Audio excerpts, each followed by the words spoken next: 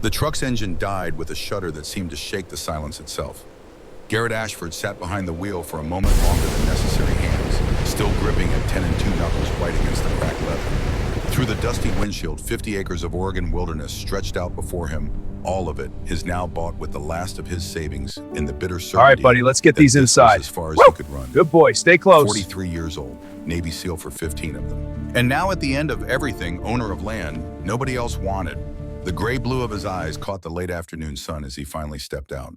6'1", lean in the way of men who'd forgotten how to rest. He stood there in his olive field jacket, the one with the worn patches at the elbows, and let the mountain air fill his lungs. It smelled of pine and coming rain, and nothing that reminded him of sand or heat, or the sound of rotors cutting through desert sky. Behind him, the passenger door opened with a metallic groan. Kodiak emerged in a single fluid motion, all 70 pounds of disciplined muscle and controlled alertness. The German shepherd's black and tan coat gleamed in the fading light, his ears upright, his stance precise. 7 years old. Military K-9 retired, the only member of Garrett's last unit who'd made it home without a flag on the coffin. Home, Garrett said, though the word felt like a lie in his mouth. The dog's eyes, dark, intelligent, calculating, swept across the landscape with the systematic thoroughness of a soldier clearing a room. Not a pet, never a pet. A partner who'd saved Garrett's life twice and had the shrapnel scars to prove it. Together they stood at the edge of what Garrett hoped might be peace, or at least silence loud enough to drown out the screaming in his head. The mountains of the Cascade Range rose in the distance, their peaks still touched with early autumn snow. Below, the forest grew thick and untouched, the kind of wild that had swallowed logging towns and mining camps in the dreams of men who'd thought they could tame it. Garrett pulled the rolled map from his jacket pocket. According to the survey, his 50 acres cut a rough rectangle through what the realtor had called challenging terrain. Translation: worthless. Too steep for building, too remote for development, too stubborn for anything but trees and silence. Perfect. He'd paid cash, signed the papers without reading them, shook the realtor's hand, and left before the man could ask the questions that hung in his eyes. Why here? Why alone? Why does a man who looks like he's running by land at the end of the earth? The answers weren't ones Garrett knew how to speak. Kodiak moved ahead with the economy of motion that marked all his actions, nose low, working the scent picture that humans couldn't begin to comprehend. Every few yards, the dog would pause, process file the information away in whatever mental catalog governed a canine's world. They'd been a team for 6 years. Garrett knew the Taw's body language better than he knew his own face in the mirror. The angle of Kodiak's ears, the tension in his shoulders, the way his tail remained low and still, when working, saving every ounce of energy for the task at hand. Let's see what we bought, Garrett said. The dog glanced back, a single flick of acknowledgement, then continued his systematic sweep of the perimeter. The sun dropped lower. Shadows stretched long across the uneven ground, turning the forest into a cathedral of green darkness and slanting gold light. Somewhere in the distance, a creek ran over stones. Closer, the wind moved through the pines with a sound like breathing. Garrett had learned to find God in silence. Had learned it in the spaces between gunfire and the held breath, before a breach in the terrible quiet after someone stopped screaming. The chaplain back at base had called it prayer. Garrett called it survival. Either way, the silence here felt different. Clean, maybe. Unmarked by the kind of things that left stains on a man's soul. They walked for 20 minutes, following no path but the natural breaks in the undergrowth. Kodiak led, as he always did, and Garrett followed, trusting the dog's instincts more than his own GPS. That's when it happened. Kodiak stopped.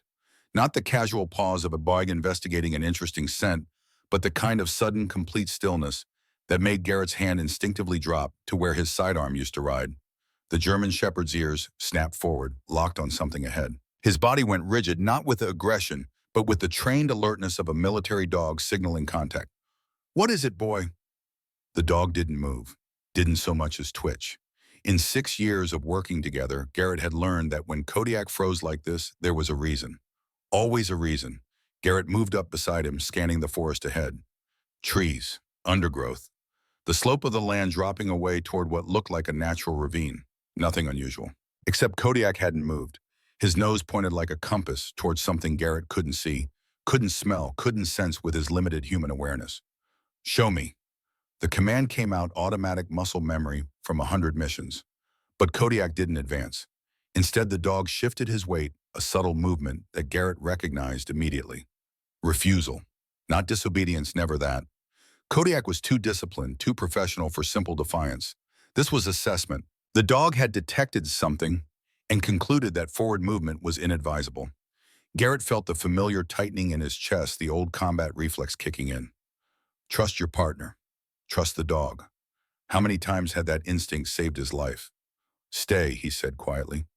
Kodiak settled into a seated position, alert but not aggressive, watching as Garrett moved past him into the trees. The ground sloped downward more steeply than it appeared, and Garrett had to catch himself against a pine trunk to keep from sliding.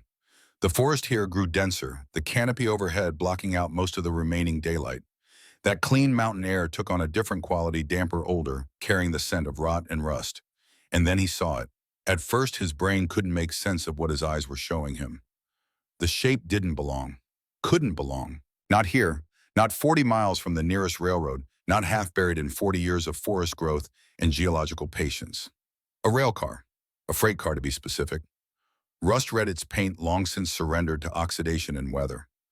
40 feet long, maybe 8 feet wide, sitting at an impossible angle in a natural depression, as if the earth had tried to swallow it and given up halfway through. Vines covered it like arterial veins. Moss grew thick on the northern side. A young fir tree, maybe 15 feet tall, had sprouted from the roof, its roots working down through seams that had surrendered to time and moisture. Garrett stood there trying to reconcile the impossible with the real. There were no tracks, no cleared path that might indicate how it got here. No roads wide enough or graded enough to haul something this size. The nearest active railway was the Union Pacific line that ran through the valley 40 miles west, carrying timber and grain to the coast. This car hadn't rolled here. Couldn't have. The physics made no sense. But there it was, undeniable as bone.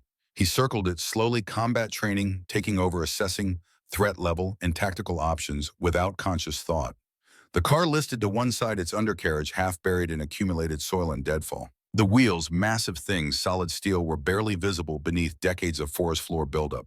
On the side, barely legible beneath rust and lichen, he could make out a serial number, SP 471839, Southern Pacific. And below that, stenciled in faded white paint, property of Valdsham Industries. The name meant nothing to him.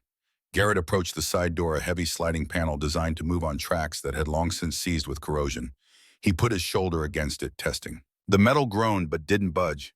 Years of rust had welded it shut more effectively than any lock.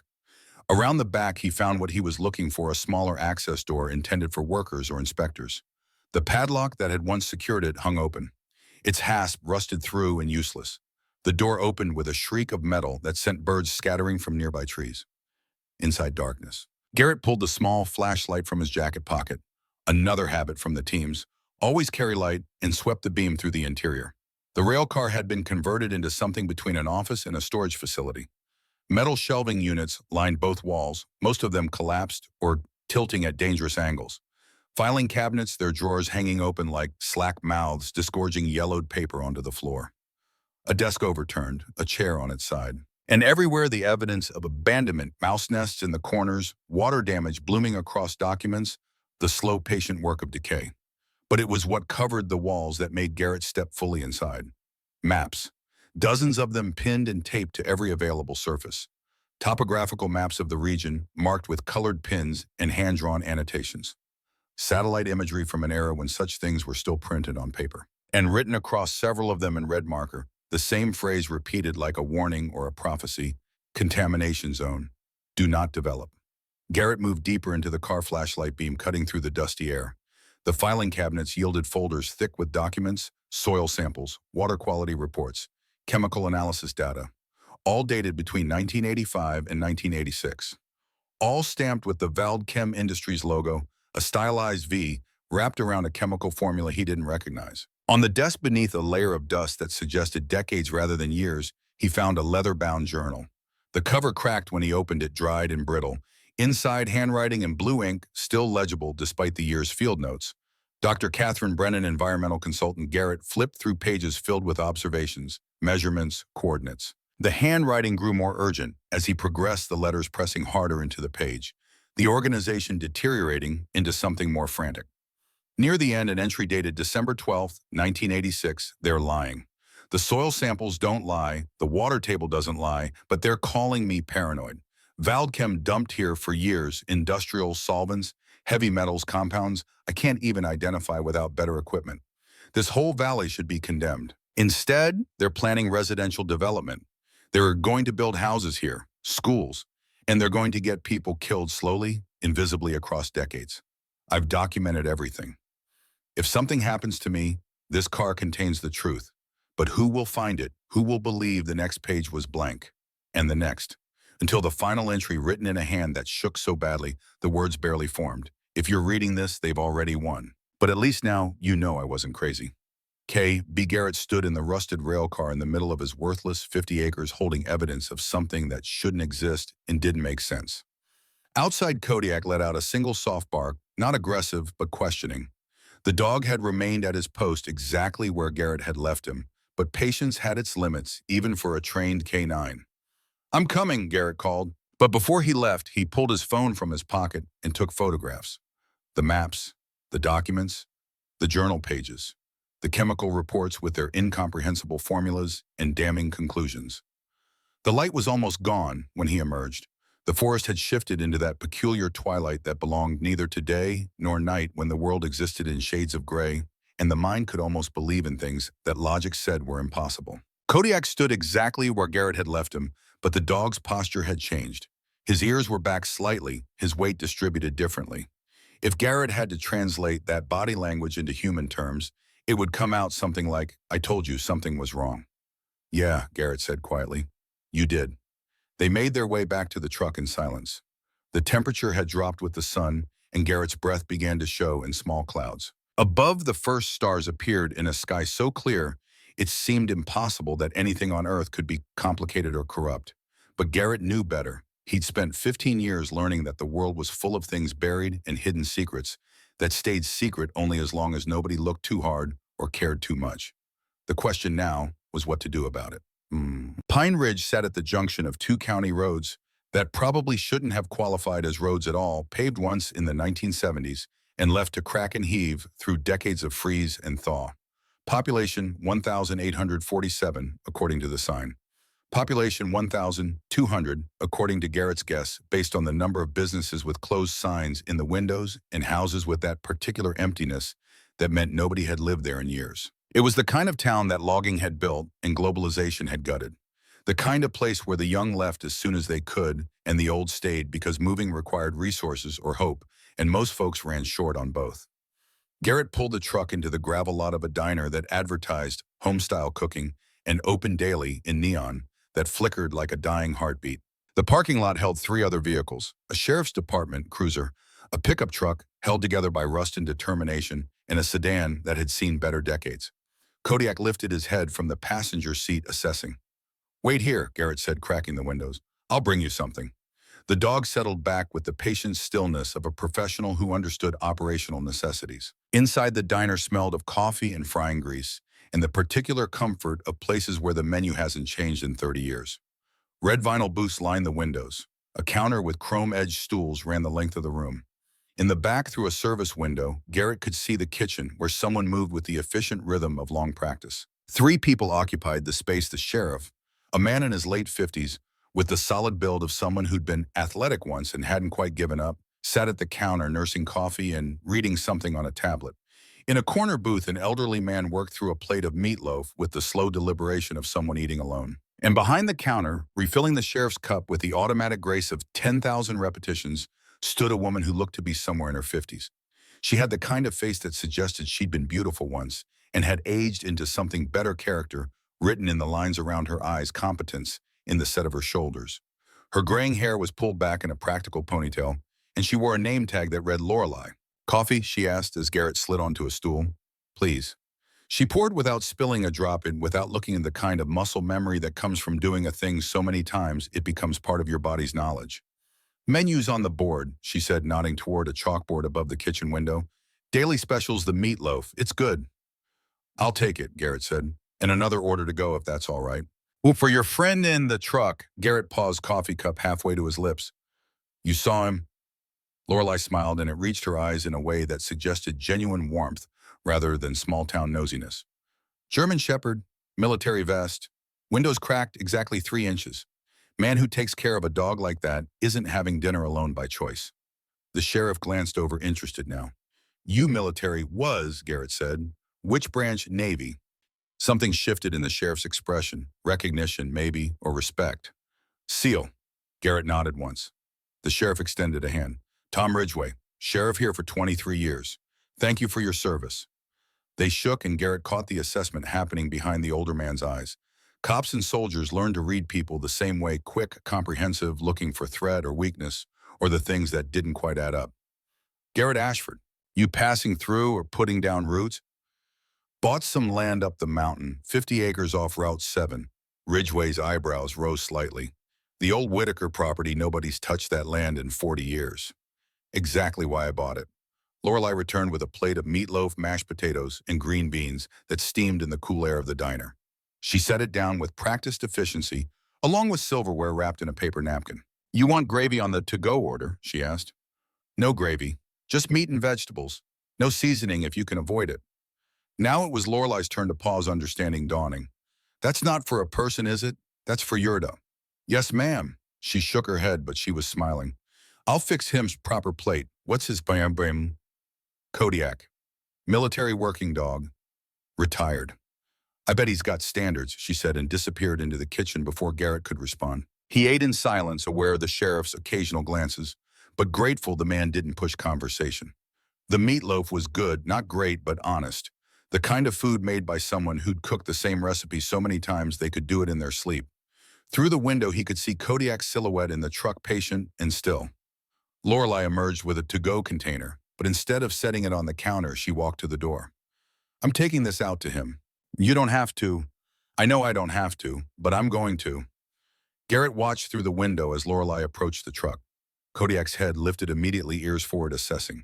She stopped a respectful distance away, spoke Garrett couldn't hear the words, and set the container on the hood before stepping back. The exchange lasted maybe 30 seconds. When Lorelei returned, she was laughing. That, she said, is the most judgmental dog I've ever met in my life. What happened? I put the food down, told him it was fresh and made special. He sniffed it, looked at it from 3 different angles, and then looked at me like I'd personally insulted his entire ancestry. Despite himself, Garrett smiled. He's particular. He's a food critic with fur. She refilled his coffee without being asked. Military dogs are like that, aren't they? All business. He's saved my life more than once. He's earned the right to have standards. The sheriff stood, dropping a few bills on the counter. Welcome to Pine Ridge, Mr. Ashford. If you need anything, the station's on Main Street. Can't miss it. It's the only building with bars on the windows. Appreciate it. After Ridgway left, the diner fell into comfortable quiet. The old man in the corner finished his meatloaf and departed with a nod. Lorelei wiped down the counter, her movements practiced and economical. So what brings a Navy SEAL to the middle of nowhere? She asked, conversational rather than prying. Garrett considered his answer, peace and quiet. Well, you picked the right place. We've got plenty of both. She paused, studying him with the kind of directness that suggested she'd raised children and buried a husband and didn't have patience for bullshit. Although if you bought the Whitaker property, you might be in for more than you bargained for. How so? That land's got a history, nothing specific, just stories. People used to say strange things happened up there, equipment breaking down for no reason, hunters getting turned around even with compasses, dogs refusing to go into certain areas. Garrett thought of Kodiak's frozen stance, the absolute refusal to approach the railcar. You believe in that? He asked. Lorelei shrugged. I believe that sometimes there are things we don't understand and smart people pay attention to the warnings. She met his eyes. Your dog warned you about something today, didn't he? There was no point in denying it. Yeah, he did. Then maybe you should listen. Back at the truck, Garrett found Kodiak exactly where he'd left him, the to-go container untouched on the hood. Really, Garrett said, she made that special for you. The dog's expression, if a German shepherd could be said to have expressions, conveyed polite disdain. The food wasn't rejected out of rudeness, but rather professional assessment and found wanting. You're going to offend people, Garrett said, but he retrieved the container and dumped it in the diner's trash. He'd feed Kodiak from his own supplies back at camp, the high-quality kibble the dog had been eating since his military days, mixed with whatever protein Garrett had on hand. They drove back up the mountain in darkness, the truck's headlights cutting tunnels through the forest. Garrett had set up a basic camp that morning, tent, sleeping bag, the portable stove he'd carried through 3 deployments. Rougher than necessary maybe, But Garrett had learned that comfort could become a crutch, and he couldn't afford crutches. He parked near the tent and killed the engine. In the sudden silence, the forest revealed its nighttime symphony owls calling the rustle of things moving through underbrush, the creek's constant murmur. Kodiak jumped down from the cab and immediately began a perimeter check. Nose working, moving in the systematic pattern that had been drilled into him through years of training. Garrett started a small fire unnecessary for warmth, but necessary for something human in him that needed to push back against the darkness. He fed Kodiak, then ate his own rations, a protein bar and instant coffee that tasted like hot dirt, but had enough caffeine to keep him functional. The tent he'd erected that morning listed slightly to one side, the ground not quite level despite his best efforts. Kodiak sat down approximately 6 feet from the tent, stared at it, and slowly tilted his head in the canine equivalent of profound disappointment. "Don't start," Garrett muttered. The dog's expression didn't change. The tilt of his head said everything that needed saying about the tent's structural integrity, Garrett's competence, and the general decline in standards since leaving active duty. "It's fine." Kodiak's head tilted further now at an angle that suggested the dog was reconsidering his choice of handler. "It'll keep the rain off." One ear dropped slightly, adding a note of skepticism to the existing judgment. Garrett sighed, walked over, and adjusted the tent's guy lines until the structure stood properly vertical. When he turned back, Kodiak had already moved on to more important matters, investigating a scent trail that led toward the creek. But Garrett could swear the dog looked satisfied. He spent the next hour reviewing the photographs he'd taken in the rail car, zooming in on documents, trying to make sense of chemical formulas, and testing protocols that were beyond his expertise. The name Valdchem Industries appeared on nearly every page, along with references to something called Project Clearwater, which, given the content of the document, struck Garrett as the kind of ironic naming that corporations specialized in. Dr. Catherine Brennan's journal entries grew increasingly frantic as they progressed through late 1986. References to pressure from corporate, threats veiled as concerns, and finally in early December, a single line that made Garrett's chest tighten. "They know I'm not going to stay quiet. I've made arrangements. If something happens to me, the truth will come out."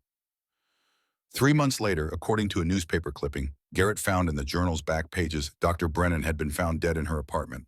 The coroner ruled it suicide by overdose. The local paper mentioned her history of mental health struggles and paranoid accusations against local employers. Case closed, truth buried. Except the rail car existed. The documents existed. The contamination zone marked on those maps existed, and if Garrett's sense of geography was correct, his 50 acres sat right in the middle of it. Kodiak returned from his patrol and settled near the fire, close enough for warmth, but maintaining the professional distance of a working dog. His eyes reflected the flames, turning them briefly gold before he blinked, and they returned to dark intelligence. "We found something today," Garrett said quietly. "Question is, what do we do about it?" The dog's ears swiveled toward him, attentive but offering no answers. Garrett had spent 15 years of his life learning to follow orders, to trust the chain of command, to believe that the system worked even when evidence suggested otherwise. He'd been good at it. Good enough to make SEAL Team 6, good enough to lead men into situations where hesitation meant death. And then on an operation in 2019 that he still couldn't talk about, he'd given an order. The wrong order, based on intelligence that turned out to be banned and assumptions that turned out to be fatal. 3 men died because of his call. The Navy cleared him fog of war, insufficient information, heat of the moment. All the phrases that meant nobody was technically at fault, but everyone knew someone was. Garrett knew. He'd left 6 months later with an honorable discharge and the kind of commendations that felt like apologies. And he'd spent the 3 years since trying to find a place quiet enough that he couldn't hear the screaming anymore. But now, holding evidence of a cover-up that had probably killed people slowly and visibly across decades, he felt the old pull. The sense that silence wasn't neutrality.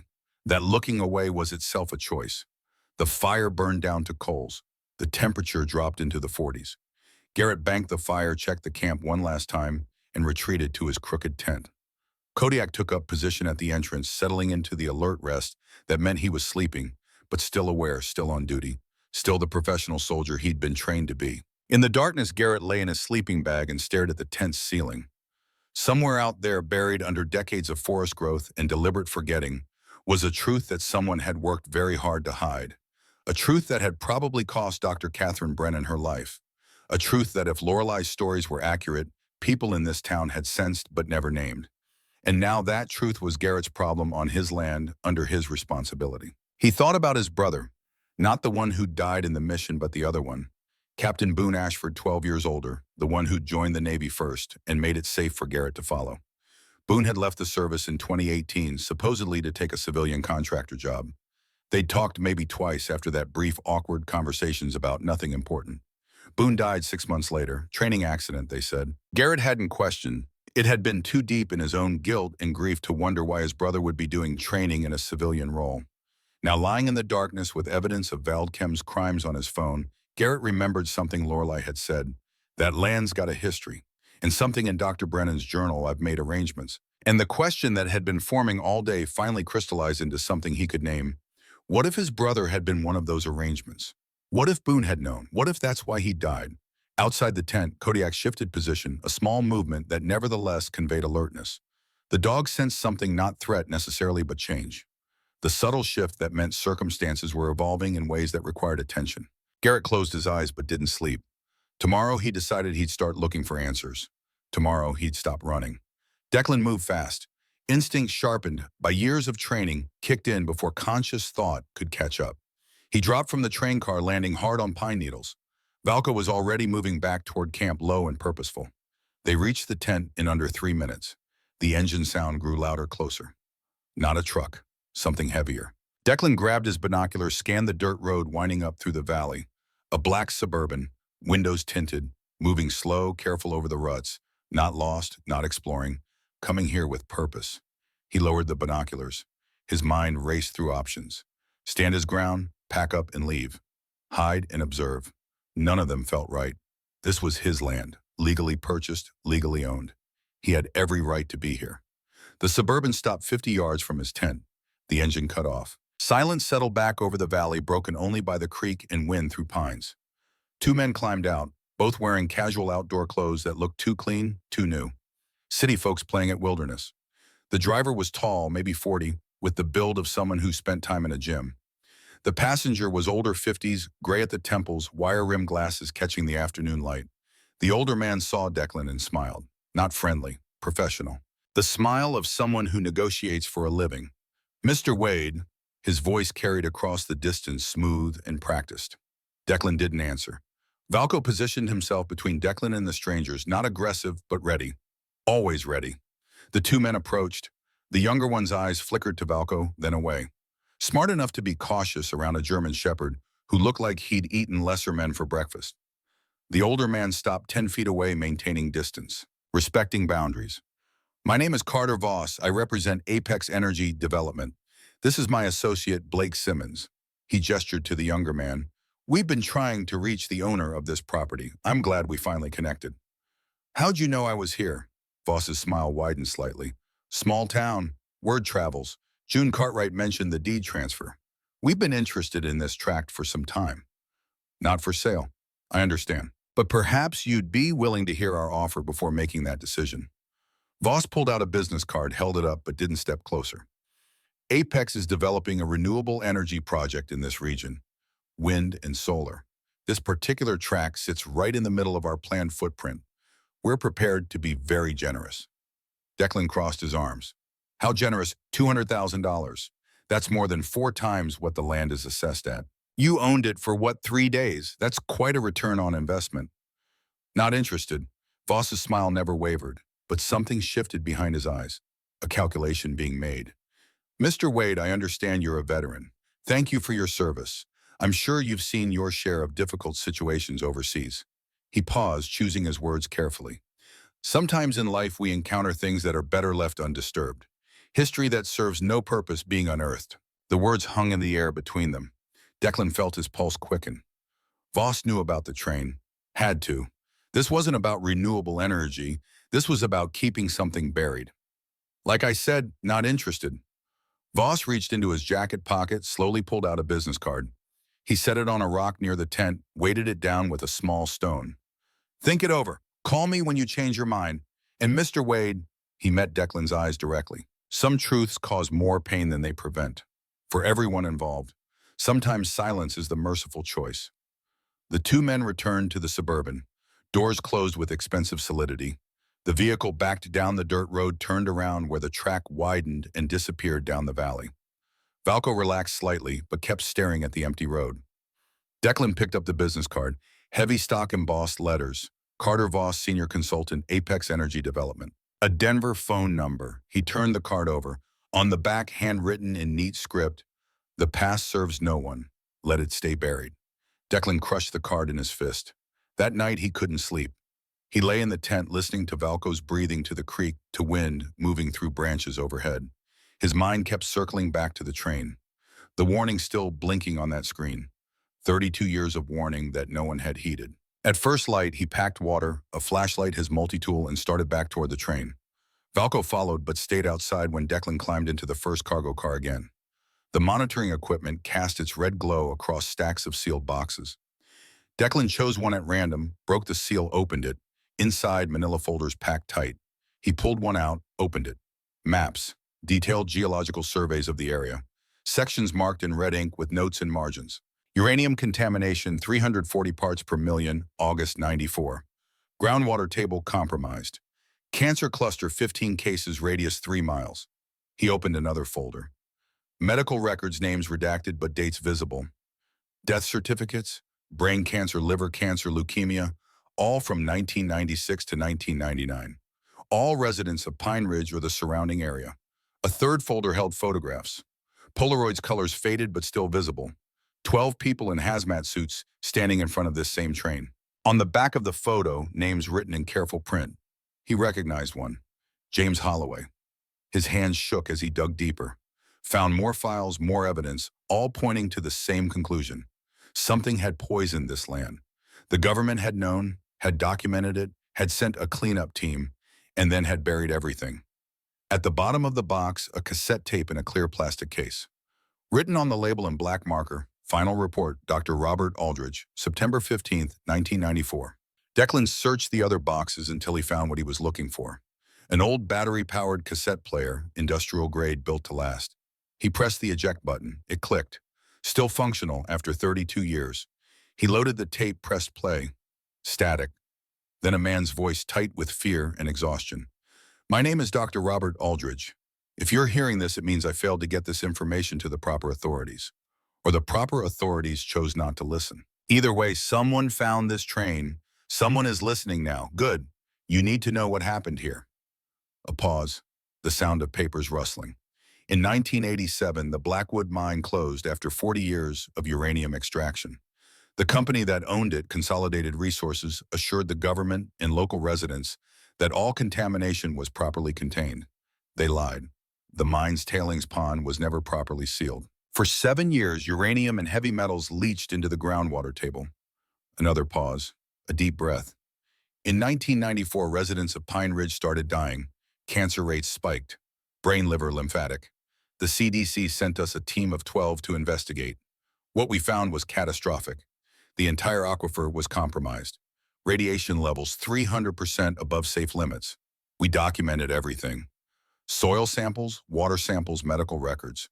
We submitted our report to Washington. Recommended immediate evacuation and a federal Superfund cleanup. The voice cracked slightly. 2 weeks after we submitted the report, our findings were classified. National security, they said. The mine had been part of the Cold War nuclear program. Public disclosure would undermine confidence in government oversight. We were ordered to destroy all evidence and sign NDAs. Most of my team complied. They were scared. They had families. I understood. A long pause. When the voice continued, it was quieter. But I couldn't let it go. People were dying, kids were getting sick, and everyone was pretending it wasn't happening. So I kept copies. Everything. Every test result, every medical record, every internal memo. I loaded it all onto this train equipment we'd been using for mobile testing. I hid it here on land that belonged to William Brennan, Isabella's grandfather. He was the only person I trusted. He helped me disappear this evidence where no one would find it. Static filled the silence. Within 3 years, 11 members of my team were dead. Cancer mostly. A few accidents that weren't accidents. I'm the last one. And I know I'm being watched. If I disappear, if this tape is all that's left, then you need to do what I couldn't. Make this public. Force the cleanup. Save the people still living here, still drinking the water, still breathing the air. A final pause longer than the others. My name is Dr. Robert Aldridge. Today is September 15th, 1994. If you're listening to this, I'm probably dead. Please, Don't let our work die with us. Don't let them win by staying silent. The tape clicked off. Declan sat in the red glow of the warning screen, holding the cassette player, feeling the weight of 32 years of buried truth. 11 people dead, a town slowly poisoned, and everyone who knew had been silenced. Except now he knew. He climbed out of the train car, legs unsteady. Valco stood, immediately sensing something had changed. Declan's hand trembled as he scratched behind the dog's ears. "We need help," he said quietly. "Someone who knows what this means." He drove into Pine Ridge that afternoon. The library was a small brick building on a side street, sharing space with the Historical Society. Inside, it was cool and dim and smelled like old books and lemon polish. A woman sat at the front desk, gray hair pulled back, reading glasses on a chain around her neck. She looked up as he entered, and Declan saw something flicker in her expression. Recognition, maybe, or sadness. "Can I help you?" "I'm looking for information about the Blackwood mine, the closure in 1987. The woman set down her book slowly. "That's local history. We have some files in the archive room." She stood, studying him more carefully now. "You're new in town, just bought the Blackwood tract. Word travels." "It does." She extended her hand. "Ruth Holloway. I'm the librarian, also the Historical Society president, town clerk, and according to some, the local busybody." Declan shook her hand. "Declan Wade. I know, June mentioned you." Ruth's eyes were sharp, intelligent. "The Blackwood tract has been sitting empty for years. Most folks avoid it. You must have had a reason for buying land nobody wants." "It was left to me, sort of, by Isabella." It wasn't a question. Ruth's expression softened. "I heard about her passing. I'm very sorry. She used to come here as a girl summers with her grandfather. Sweet child. Grew into a fine woman." She paused. "You found something on that land, didn't you?" Declan hesitated, but something in Ruth's face, a kind of weary knowing, made him answer honestly. "A train, hidden in the forest." Ruth closed her eyes briefly. When she opened them, they were wet. "I was wondering if it still existed. Part of me hoped it had been destroyed." "You know about it."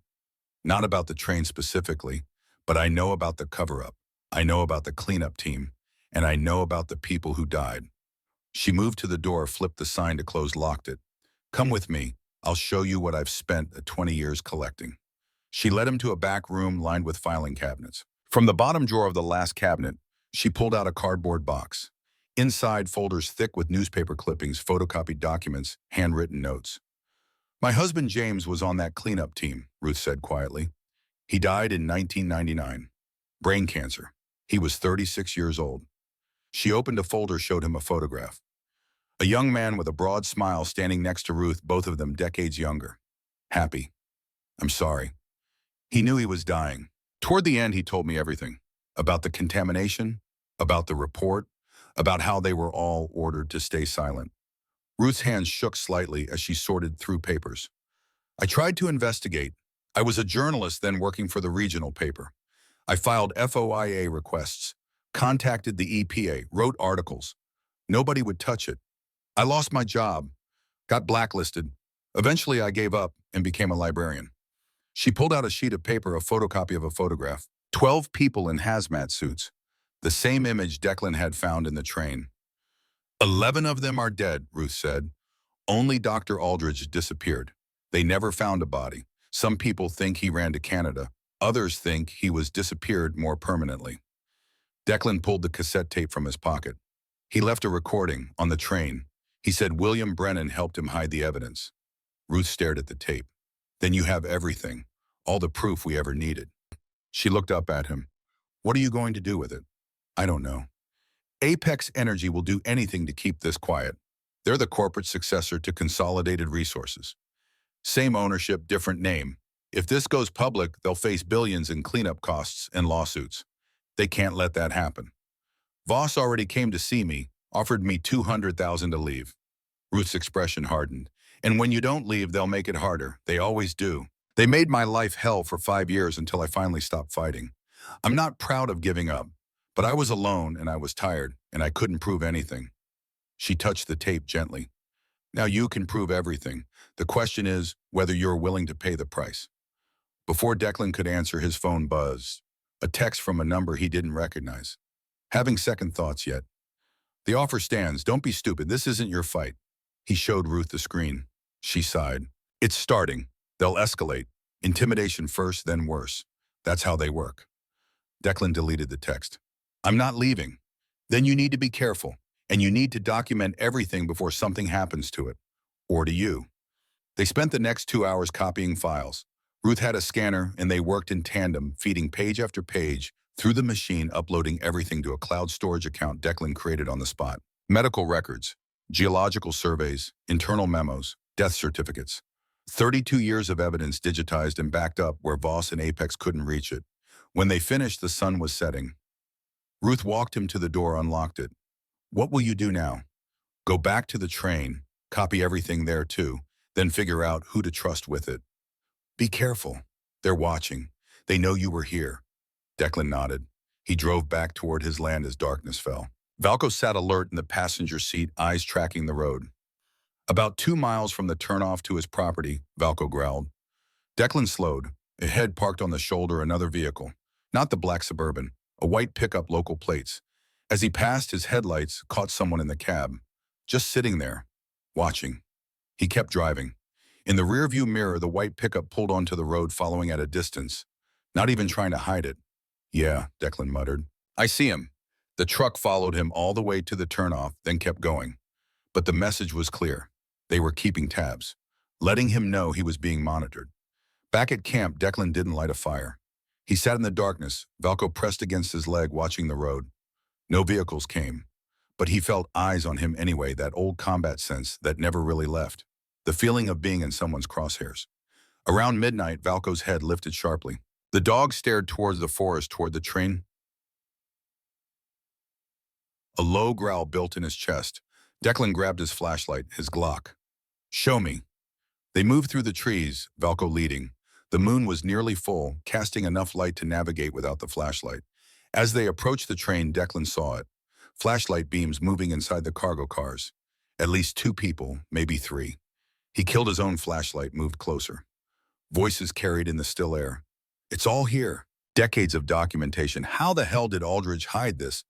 Doesn't matter. We're supposed to remove anything that mentions Apex or Consolidated.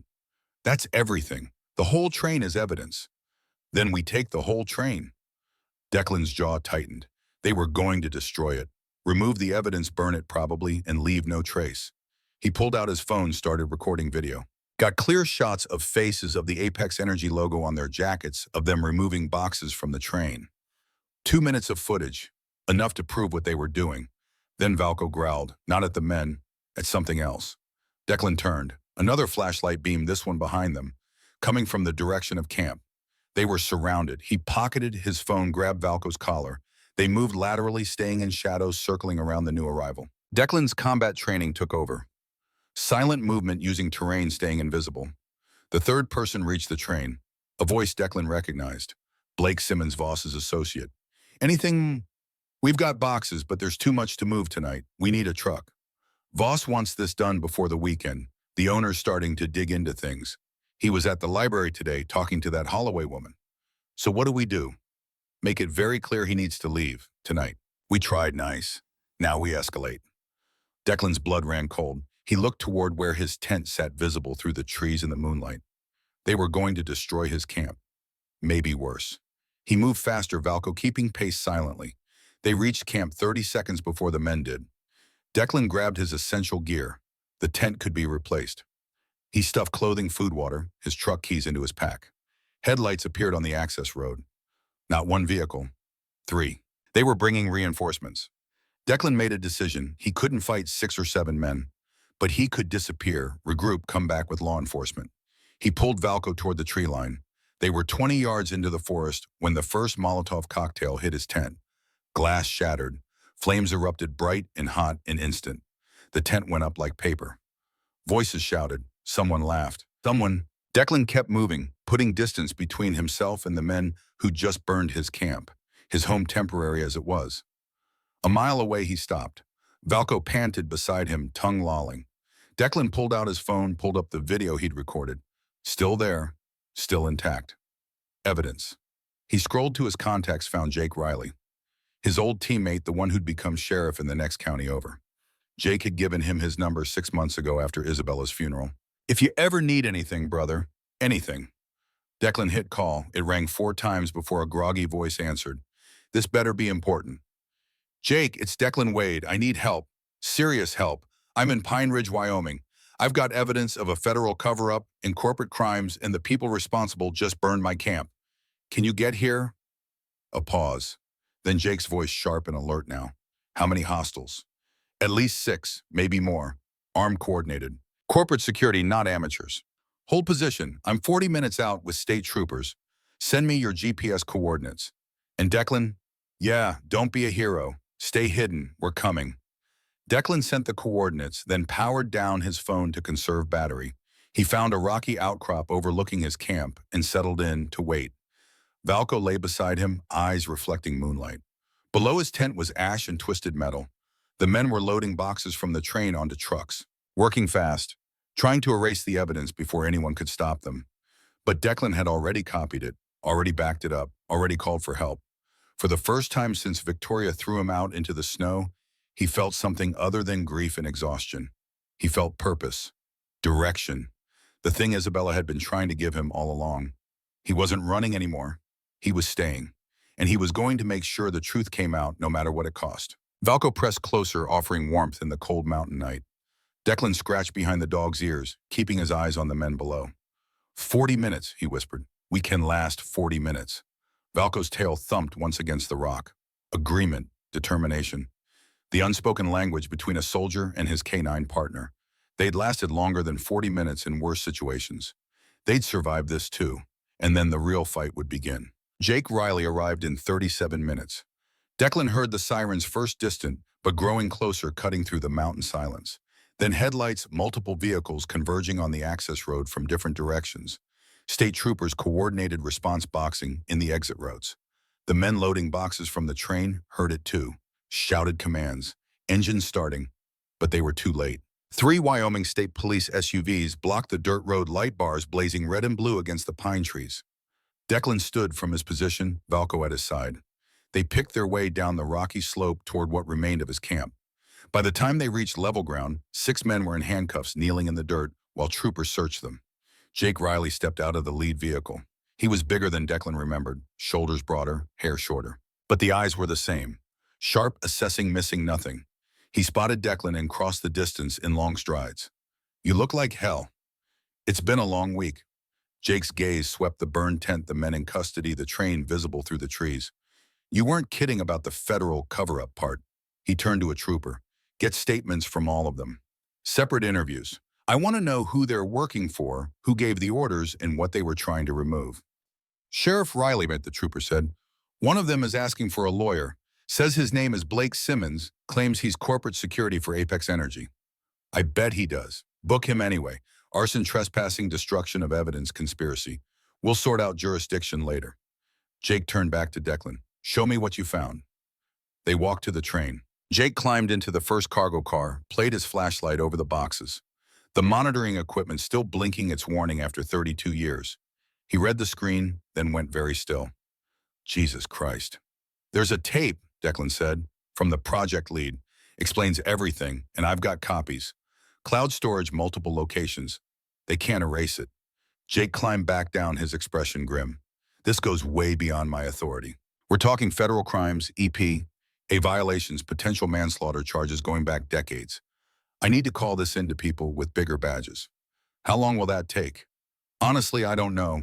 Government moves slow, especially when it's investigating itself. Jake pulled out his phone, started making calls. Within minutes, he was talking to someone at the FBI field office in Cheyenne, then someone at the EPA regional office using words like emergency response and ongoing criminal conspiracy. While Jake coordinated with federal agencies, Declan sat on a fallen log, Valco's warmth solid beside him. The adrenaline was wearing off, leaving exhaustion in its wake. His hands shook slightly. Delayed reaction. He'd seen it before in other soldiers after firefights. The body finally processing the danger once the immediate threat had passed. Before he powered down his phone to conserve battery, one final text arrived. From Carter Voss, not a threat this time. Something else. You think you're saving this town. You're destroying it. The contamination report will crater property values. Insurance companies will pull out. Banks will stop lending. In 5 years, Pine Ridge will be a ghost town. Everyone will leave. That's what truth costs. Still think you're the hero.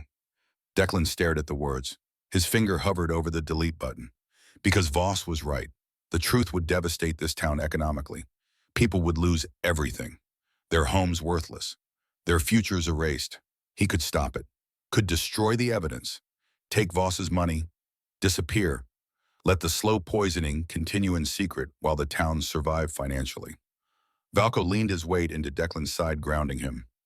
Declan deleted the text. Didn't respond. Some truths were worth the cost, even when the cost was everything. Ruth Holloway arrived just after dawn. She'd heard about the commotion driven up in her old Honda. She stood at the edge of the scene, staring at the train, tears running down her face. "It's real," she whispered. "I knew it existed, but seeing it—" "It's all here," Declan said. "Everything your husband documented, everything they tried to bury." Ruth walked to the train, placed her hand on the metal siding. "James, baby, they're finally going to listen. After all these years, they're going to listen." By mid-morning, federal vehicles started arriving. EPA investigators in white vans, FBI agents in dark SUVs, a hazmat team in a truck covered with warning labels. The small mountain valley transformed into something resembling a crime scene and environmental disaster zone combined. An EP, a supervisor, a woman in her 50s named Dr. Patricia Morgan, took charge of the train. She climbed into the cargo car, spent 20 minutes examining the monitoring equipment and reading through files. When she emerged, her face was pale. "This is catastrophic," she said to Jake. "If these readings are accurate, we're looking at significant groundwater contamination affecting a radius of at least 5 miles, potentially more. We need to test every well in Pine Ridge immediately." "How bad?" Jake asked. "Bad enough that I'm recommending we issue a water advisory within the hour. No one drinks from wells or the creek until we get current test results." She looked at Declan. "You found this." "My dog did." Dr. Morgan's expression softened slightly. "Then your dog may have saved lives. This kind of contamination over decades, the health impacts—" She didn't finish the sentence. Didn't need to. They all knew what she meant. Cancer, birth defects, slow death in the water supply. The FBI agents were less sympathetic. They questioned Declan for 2 hours, wanting to know every detail. How he found the land, how he found the train, who he'd talked to, what he'd copied. One agent, a thin man with suspicious eyes, seemed determined to find something incriminating in Declan's story. "So you just happened to buy the exact piece of land where evidence of a federal cover-up was hidden?" "My wife inherited it. Her grandfather owned it." "Convenient." Jake stepped in. "Agent Morrison, Mr. Wade is a witness and a victim here. His property was destroyed. He was threatened. He came to law enforcement with evidence. Unless you're planning to charge him with something, ease up." Morrison backed off, but Declan could see the man wasn't satisfied. That was fine. Declan had nothing to hide. By afternoon, news crews arrived. Someone had tipped them off, and suddenly Pine Ridge was national news. Vans with satellite dishes parked on Main Street. Reporters with microphones interviewed anyone willing to talk. The story was too big to suppress. 32 years of contamination. Federal cover-up. Corporate crimes. Dead whistleblowers. Carter Voss appeared on the evening news, standing outside Apex Energy headquarters in Denver, reading a prepared statement. His face was composed, professional, betraying nothing. "Apex Energy is cooperating fully with federal investigators. We take environmental concerns seriously. These allegations, if proven true, predate our corporate structure by decades. We are committed to transparency and accountability." Declan watched the broadcast on Ruth's laptop in the library. He's going to walk away from this. "Probably," Ruth agreed. "Men like Voss always do.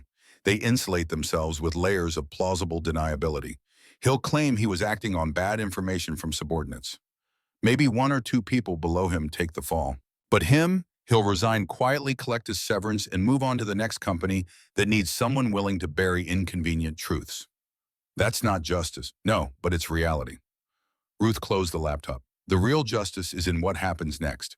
The cleanup, the medical monitoring for residents, the acknowledgement that 11 people died trying to expose this. That's what matters." Declan wanted to argue, but a commotion outside interrupted him. Shouting, an engine revving. He moved to the window. A crowd had gathered on Main Street, maybe 50 people, growing by the minute. Angry faces, raised voices. Someone had spray-painted "poisoned" across the front window of the closed real estate office. "They're scared," Ruth said quietly. "They just learned they've been drinking contaminated water for 30 years. They're looking for someone to blame." Jake Riley stood in the middle of the crowd, hands raised, trying to restore calm. I understand you're upset, but destroying property won't fix this. The EPA is testing the water now. We'll have preliminary results tomorrow. In the meantime, bottled water is being trucked in from Casper. No one needs to panic. My kids drank that water, a woman shouted. For 12 years we lived here. I know, Melissa, I know. And we're going to get you answers. Medical screening for everyone. That's already being arranged. The crowd didn't disperse, but the immediate anger cooled slightly. Jake caught Declan's eye through the library window, jerked his head toward the sheriff's office. They needed to talk. Declan grabbed Valco and walked the 2 blocks to the small brick building that served as Pine Ridge's law enforcement hub. Jake was waiting inside, looking exhausted. This is about to get worse, Jake said. EPA just gave me their preliminary findings. The contamination is worse than the 1994 report indicated. 3 decades of additional leaching means the aquifer is severely compromised. They're recommending the entire town switch to a municipal water system fed from outside the contaminated zone. Cost estimate is $40 million. Declan whistled low. Where does that money come from? Superfund probably, but that's a years-long process. In the meantime, people are scared, angry, and looking for targets. Jake leaned against his desk. I'm also hearing rumors that Apex is quietly offering settlements. Big money for anyone willing to sign an NDA and drop any potential lawsuits. Buying silence. It's what they do, and some people will take it. $40,000, $50,000 is a lot of money to folks struggling to make ends meet, especially when the alternative is a decade of legal battles they might lose. What about criminal charges? The people who died. FBI is building a case, but it's complicated. Most of the responsible parties from 1994 are dead or out of reach. Statute of limitations on some charges has expired. They'll get someone probably. But not everyone who deserves it. Something caught in Declan's chest. He'd uncovered the truth, but the truth was messy and incomplete and unsatisfying. Justice would be partial at best. Some guilty parties would escape. Some victims would never get closure. That was the reality Ruth had tried to prepare him for. His phone buzzed. A text from a number he didn't recognize. You should have taken the money when it was offered. Now you'll watch this town tear itself apart. Was it worth it? He showed Jake. The sheriff's expression darkened. That's a threat. I can trace it. Don't bother. They'll just deny it. Declan deleted the text. What matters is the cleanup happens and people get help. The rest is just noise. That night, Declan stayed in a room above the diner that the owner, a kind woman named Dolores, offered for free. Anyone who brings truth to light can sleep under my roof, she'd said. Valco lay across the foot of the narrow bed, taking up more space than seemed physically possible for a dog his size. Declan couldn't sleep.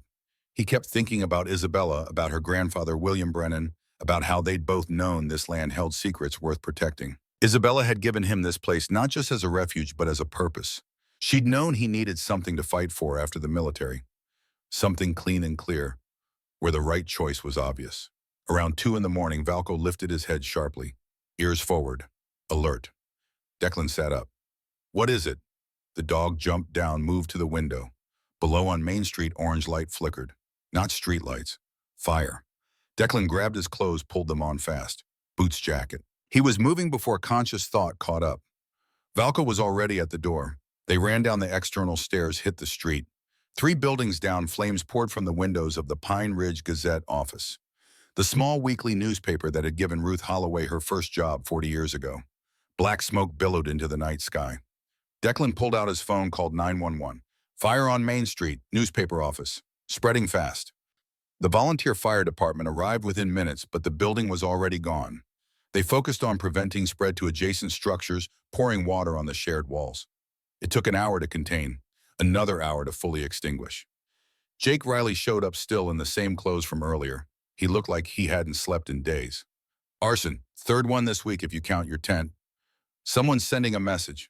Yeah, burn the truth. Or intimidate anyone thinking about talking to reporters. Jake surveyed the smoking ruins. The Gazette was doing a series on the contamination. Had interviews lined up with former mine workers, families of the dead, cleanup team members. Now all those notes are ash. Ruth appeared wrapped in a coat over her nightgown, staring at the destroyed building. I had copies of everything in there. My backup files, photos, research from 20 years. Her voice broke. 20 years of work. Did you scan them? Declan asked gently. Some, not all. I was going to, but She trailed off, tears reflecting firelight. Declan put a hand on her shoulder. Then we start over. We rebuild. They can burn buildings, but they can't burn what's already in the cloud. We've got enough to keep pushing. But the fires were just the beginning. 3 days later, someone cut the brake lines on Jake Riley's patrol vehicle. He discovered it before driving purely by chance while checking his oil. The mechanic confirmed sabotage. The day after that, Dr. Patricia Morgan from the EPA received a package at her hotel. Inside, a dead rat and a note, "Keep digging and you'll end up the same." The FBI assigned protective details, but the message was clear. Someone wanted the investigation stopped, evidence destroyed, witnesses silenced.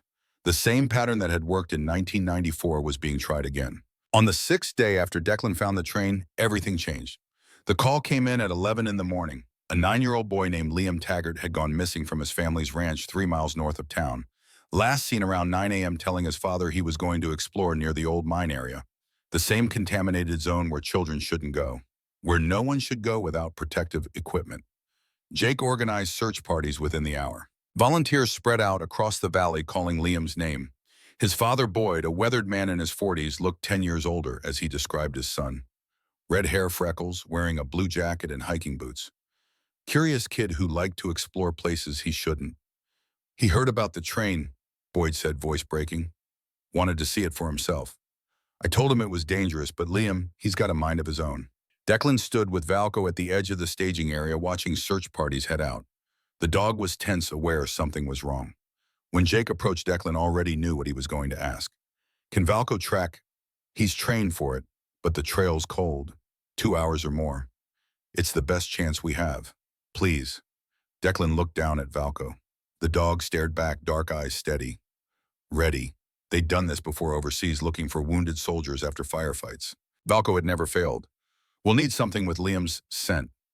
Boyd produced a sweatshirt from that morning. Valco sniffed it carefully, taking his time cataloging the scent. Then his head lifted, nostrils flaring. He'd caught something. The dog set off northeast, moving with purpose. Declan followed Jake and 2 troopers behind him. They climbed through pine forest over rocky terrain, deeper into the contaminated zone. After a mile, Valco stopped, circled back, picked up the trail again at a different angle. He's tracking something, Declan said, but the scent is scattered, wind's not helping. They pressed on. 2 miles. 3. The forest grew denser, darker. And then Valco stopped again, this time more urgently. He barked once, sharp and insistent. Declan smelled it the same moment the dog indicated. Smoke. Not wood smoke. Chemical. Wrong. Jake swore. Fire, lightning strike probably. We had storms last night. They topped a ridge and saw it. Wildfire maybe a half-mile ahead, spreading fast through dry underbrush. The summer had been hot vegetation, tinder dry. And between them and the fire, somewhere in that valley, was a 9-year-old boy. Fall back, Jake ordered the troopers. Call in fire crews. Full response. The kid's in there, Declan said. We can't get to him through that. It's suicide. Declan looked at Valco. The dog stared at the fire, then back at Declan. Not fear in those eyes, determination. They'd both seen worse, survived worse. I'm going, Declan said. That's an order, Wade. You're not law enforcement. You don't have authority. I'm not asking permission. Declan started down the slope. Valco moved with him, not hesitating. Jake grabbed his radio. All units, we have a civilian entering the fire zone in pursuit of the missing child. I need fire crews on scene now, and someone get me a helicopter for extraction. Declan barely heard him. He was focused on Valco, on following the dog through terrain that grew hotter and smokier with every step. The fire was moving faster than he'd anticipated, pushed by wind gusting down from the high peaks.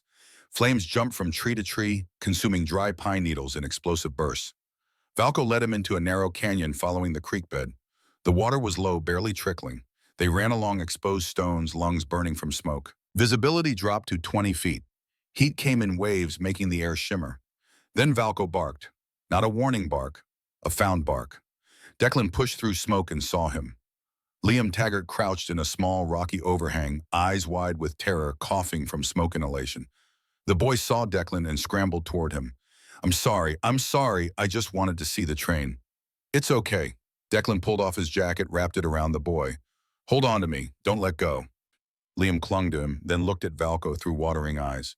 Is he a police dog? Military, retired. Does he bite bad guys? Valco turned his head, gave the kid a long, slow look. The expression was unmistakable. I'm off duty, kid. Despite everything, the smoke, the fear, the fire closing in, Declan almost laughed. Only when they deserve it. He turned to retrace their path and felt his heart sink. The fire had spread behind them. The canyon was filling with smoke. Their exit route was blocked. Valco pressed close, whining. Not panic. Communication. The dog was telling him something. Declan looked around desperately. The canyon walls were steep but climbable. Maybe, if they could get above the smoke, find a way around the flames. Up, he said to Valco. Find us a way up. The dog immediately started climbing, finding handholds and paths that Declan couldn't see. He followed one arm around Liam, using his free hand to pull himself up steep rock faces. The boy clung to him, surprisingly strong for his size. They were halfway up when Declan heard it, a deep crack like thunder, a massive pine tree crown fully engulfed in flames falling directly toward them. No time to think, Declan shoved Liam into a crevice in the rock face, covered the boy's body with his own. Valco was above them, unable to reach them in time. The tree crashed past them so close Declan felt bark scrape his back. But it missed. Barely. They survived by inches. Then he heard Valco yelp, sharp, pained. Declan looked up. A secondary branch from the falling tree had struck the dog, pinned him against a boulder. Valco was struggling, trying to free himself, but his hind legs weren't responding correctly. No, the word came out raw. No, no, no. He pulled Liam out of the crevice. Stay here, don't move. He climbed to Valco, gripped the branch, pinning the dog, and heaved. It barely moved. Too heavy. Declan planted his feet, used his legs pulled with everything he had. His hands burned, skin tearing on rough bark. He didn't care. The branch shifted inch by inch, finally enough for Valco to drag himself free. The dog couldn't put weight on his back legs. Ribs probably cracked, maybe worse. Declan lifted him, 65 pounds of muscle and loyalty dead weight in his arms. He looked at Liam.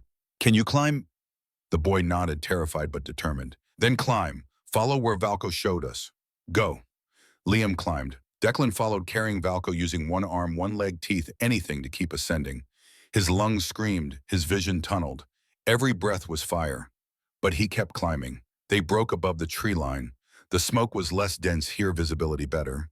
And there, 100 yards away, a helicopter. Forest Service lowering a rescue basket. Declan stumbled towards it, legs barely working. He set Valco down, helped Liam into the basket first. The boy was crying, reaching for Declan. You next, Declan said, lifting Valco. The dog whimpered but didn't struggle. Declan climbed in last, cradling Valco against his chest. The helicopter lifted, banking away from the fire. Through the open door, Declan could see the canyon below, completely engulfed now. Another minute, and they would have died there. Valco's breathing was shallow, irregular. Declan held him tighter. Stay with me. You hear me? Stay with me. The dog's eyes opened slightly. His tail moved once, so faint it was almost invisible. But it moved. They landed at a makeshift medical station. Paramedics took Liam, first oxygen mask, checking for burns and smoke inhalation. The boy would be fine, scared but uninjured. A veterinarian from the county animal services had been called in. Doctor. Linda Kerrigan, a woman in her 50s with kind eyes and steady hands, examined Valco quickly, professionally. 3 cracked ribs, possible internal bleeding. I need to get him to my clinic in Sheridan, now. I'm coming, Declan said. You need medical attention too. Your hands. I'm coming. She didn't argue. They loaded Valco into her truck, Declan in the back seat with the dog's head in his lap. The drive to Sheridan took 45 minutes. 45 minutes where Declan really prayed, not just empty words, for the first time since he could remember. Not elaborate prayers, just feeling. Please, please let him live. I can't lose him too. The surgery took 3 hours. Declan sat in the waiting room, hands bandaged, lungs raw, staring at nothing. Jake showed up around hour 2. Boyd Taggart came with him, Liam at his side. Wanted to say thank you, Boyd said quietly. You saved my son's life. Valco found him. You carried him out, through fire. Boyd's voice broke. That's everything. Thank you. Liam stepped forward, holding something. A folded piece of paper. I drew this for your dome. For when he wakes up. Declan took it, unfolded it. A child's drawing of a German shepherd with a cape flying through clouds. Hero dog written across the top in crayon. The words hit Declan like physical blows. He'll love this. Thank you, Liam. Dr. Kerrigan emerged at hour 3. He made it through surgery. We repaired the internal bleeding, stabilized the ribs. He's going to need weeks of recovery, but he'll live. She smiled tiredly. Your dog is incredibly tough. Declan exhaled a breath he'd been holding for hours. Can I see him? He's still unconscious, but yes. Valko lay on a surgical table wrapped in bandages, IV line in his leg. Breathing steady now, deep in medicated sleep. Declan pulled a chair close, took the dog's paw gently in his bandaged hand. You stubborn bastard, he whispered. You saved me again. I'm starting to lose count. Valko's ear twitched slightly, not awake but aware on some level. Still fighting. Jake appeared in the doorway. Fire's contained. Liam's going to be fine. No permanent damage. He paused. And Carter Voss resigned from Apex an hour ago. Put out a statement saying he was misled by subordinates, takes responsibility for failures and oversight. He's done. He walks away. He walks away. But the EPA investigation continues. Federal cleanup is authorized. Congress allocated emergency funding. The families of the 11 dead cleanup crew members are getting settlements and official apologies. Dr. Aldridge is being recognized posthumously. His body was found near the Canadian border, by the way. He died of a heart attack in 2009. Made it 15 years longer than he thought he would. Declan processed all of it. The wins and losses. Justice incomplete but present. Not perfect. Never perfect. But something. The town, he asked. Still scared, still angry, but starting to process. Your actions today helped. Saved a kid. Gave people a hero to rally around instead of just villains to hate. Jake put a hand on Declan's shoulder. You did good, brother. Real good. After Jake left, Declan sat with Valko in the quiet veterinary clinic. Outside, stars were coming out over Wyoming mountains. Inside, machines beeped softly, monitoring the dog's vital signs. Declan thought about Isabella, about how she'd led him here to this moment, knowing somehow that he'd need a purpose beyond his own grief. She'd given him land. That land had given him truth. The truth had given him a fight. And the fight had given him back something he'd lost the day he left the military. A reason to stay. He pulled out his phone, looked at Liam's drawing again. Hero dog. He took a photo, sent it to Ruth Holloway, then sent it to Jake. Within minutes, responses came back. Heart emojis, thank yous, prayers. In a place this size, privacy was a luxury no one had, and for the first time, Declan felt part of that fabric instead of isolated from it. 2 weeks later, Valko was released from the clinic. He limped for the first few days, favoring his left side where the ribs were healing, but his spirit was unbroken. The first thing he did when they returned to Pine Ridge was walk straight to the library where Ruth had set up a water bowl and treats specifically for him. And our hero, she said, scratching behind his ears. Valko's tail wagged slowly, carefully. Even wagging hurt with cracked ribs. Declan had replaced his tent with a small trailer parked on the land Isabella had left him. No one bothered him now. The Apex contractors were gone. The federal investigation had moved to Denver. The train had been carefully removed by the EPA for evidence and decontamination. In its place, a small metal plaque on a stone cairn. Ruth had commissioned it with donations from town residents. In memory of the 12 who spoke truth at great cost, your sacrifice is not forgotten. 12 names listed, including James Holloway, including Dr. Robert Aldridge. Declan stood at the cairn on a cool September morning, Valko sitting beside him. The dog could sit now without obvious pain. Progress. We did it, Declan said quietly. What you wanted. We made sure the truth came out. Valko leaned against his leg, solid, present, loyal. A truck came up the access road. Boyd Taggart and Liam bringing supplies for the trailer. They'd been helping Declan settle in, refusing payment. Family helps family, Boyd had said. And your family now. Liam jumped out, ran to Valko. He's walking better. Getting stronger every day.